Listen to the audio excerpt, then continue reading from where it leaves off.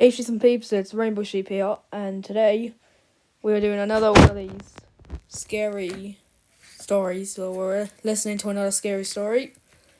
This one is about a witch. So the story's about like a witch who has a moving house, which is kind of weird to think of, but we'll just play it anyways. Witch. Okay. This happened when I was a kid.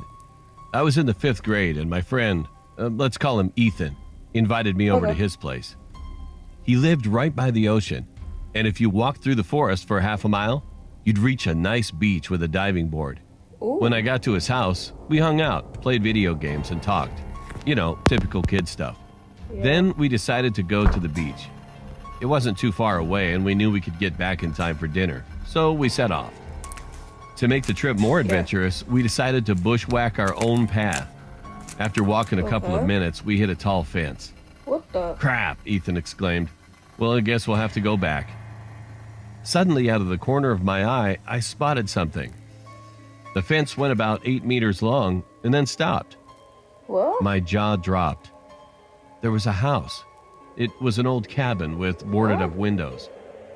The planks were falling off, and you could see the old insulation underneath. That is weird. It was gray in color and had flecks of blue paint. The fence led up to the side of the house, stopped, and then continued on the other side. How can there just be What scared me the most was that there was no road.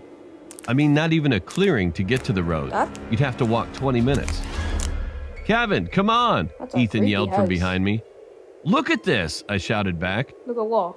Ethan walked up to me, and his jaw dropped. There was no door, just a frame, and peering through the frame, we could see that there was a back door, also with no frame. All we had to do was walk through the house, then we could get to the beach. Yeah. I looked at Ethan. Should we do it? I asked him. He shrugged. I don't see why not, he responded. Why not? Inside the house was dark, despite the sunlight pouring in through the door.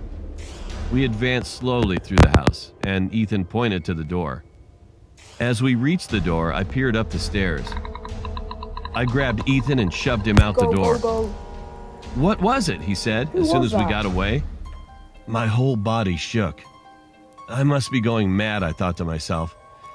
Eventually, I explained it to him. As we reached the door, I wanted to take one last look at the house.